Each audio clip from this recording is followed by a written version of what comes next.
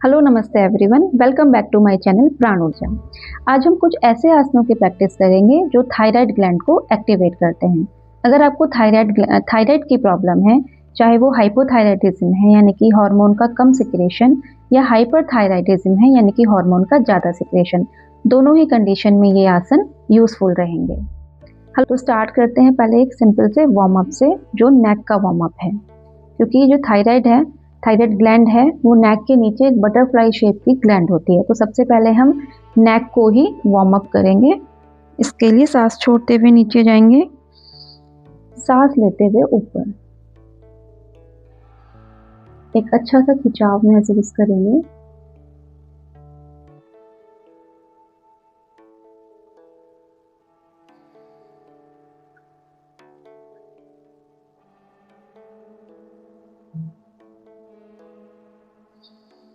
इसको आप अपनी कंडीशन के अकॉर्डिंग 10 से 12 बार कर सकते हैं।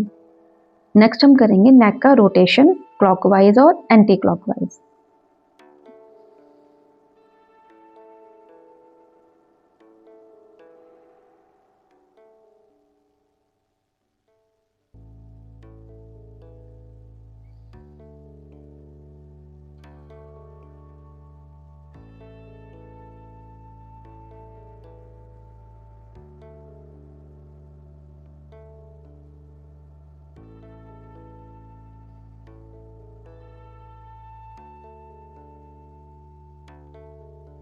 इसको भी आप 7 से 8 बार डेली करें वार्म अप।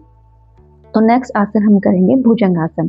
तो भुजंग आसन की प्रैक्टिस से पहले हम मार्जरी आसन में आएंगे, क्योंकि मार्जरी आसन भी हमारे हार्मोन को बहुत अच्छे से रेगुलेट करता है। तो आइए टेबल एंड टॉप पोजीशन में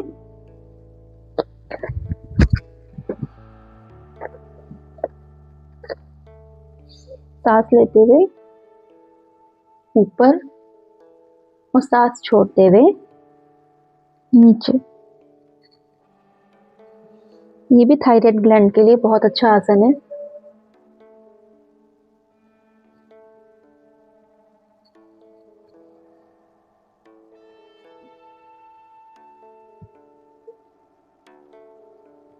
इसके बाद हम करेंगे भुजंगासन। भुजंगासन के लिए पेट के बल लेट जाएंगे,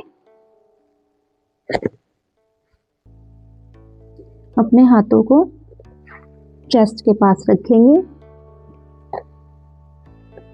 सांस भरते हुए ऊपर और एक अच्छा सा खिंचाव अपने नेक में फील करेंगे।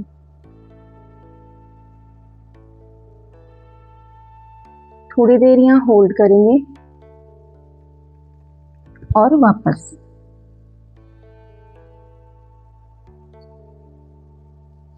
अगर हम किसी बीमारी पे काम कर रहे हैं तो अपने आसन को थोड़ी देर होल्ड करें। दोबारा करेंगे, सांस भरते हुए ऊपर,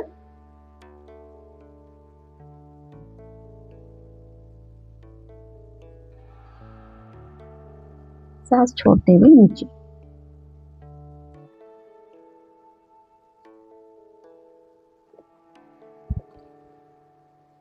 अब हम जाएंगे कुछ अपने चेस्ट ओपनिंग आसन में, जो चेस्ट ओपनिंग आसन है और साथ में थायराइड ग्लैंड के लिए बहुत अच्छे आसन है। इसके लिए सबसे पहला आसन होगा हमारा चेस्ट ओपनिंग का ऊष्ट आसन।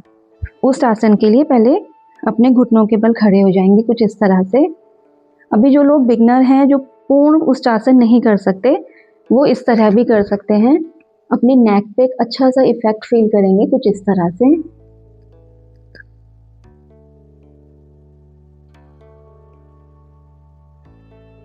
और वापस। पर जो लोग पूर्ण ऊष्ट आसन कर सकते हैं, वो कुछ इस तरह करेंगे। अपने दोनों हाथों को अपने एंकल पे लगाएंगे, सांस भरते हुए और नॉर्मल सांस रखेंगे। सांस को होल्ड नहीं करना है। कुछ देर इस आसन में रुकेंगे और एक अच्छा सा फील अपने नेक पे फील करेंगे।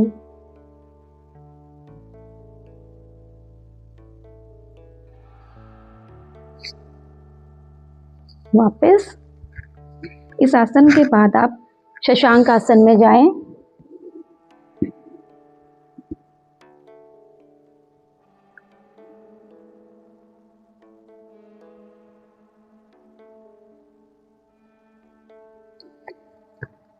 क्योंकि शशांक आसन हमारी पिट्यूटरी ग्लैंड के लिए भी बहुत अच्छा आसन है, जो मास्टर ग्लैंड है। इसके बाद हम करेंगे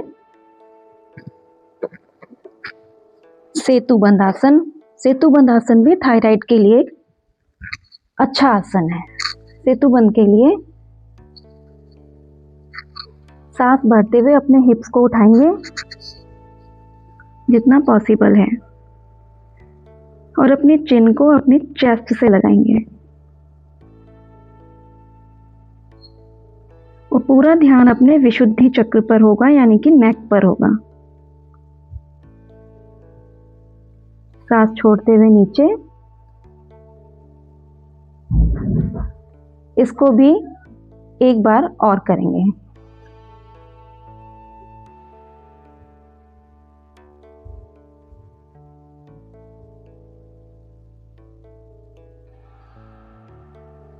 वापस। नेक्स्ट आसन हमारा होगा सर्वांगासन। सर्वांगासन जो सारे अंगों के लिए बहुत अच्छा आसन माना जाता है और थायराइड के लिए बेस्ट आसन है। इसके लिए हम क्या करेंगे, अपने पैरों को उठाएंगे इस तरह से। तो जो ब्लड का सर्कुलेशन है वो हमारी नेक की तरफ जाएगा, हेड की तरफ जाएगा, यानी कि अपर बॉडी की तरफ ब्लड का सर्कुलेशन जाएगा।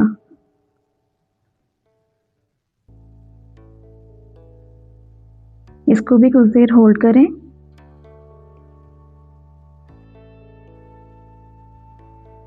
और वापस।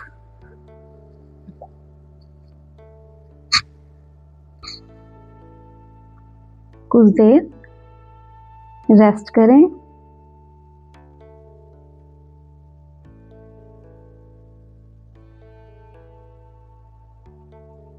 नेक्स्ट जाएंगे हम मत्स्य आसन में।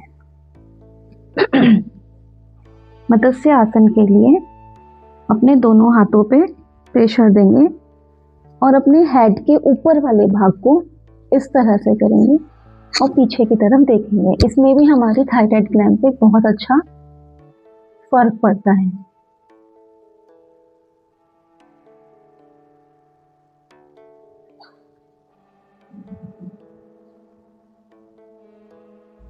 और वापस आने के लिए भी एकदम से सर को नीचे नहीं रखेंगे, पहले हाथ पे प्रेशर डालेंगे, देन वापस। और कुछ देर शवासन में आराम करेंगे। आती जाती सांसों को देखेंगे।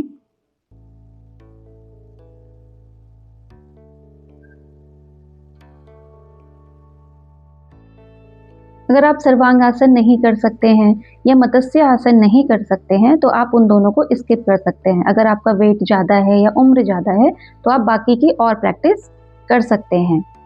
अब ये सब इतनी सिंपल सी प्रैक्टिस है, अगर आप इन सबको डेली करते हैं, योग को अपने लाइफस्टाइल बना लेते हैं और अपनी डाइट का ध्यान रखते हैं, तो आप कुछ ही दिनों में अपने थायराइड को ठीक कर सकते हैं। नमस्ते।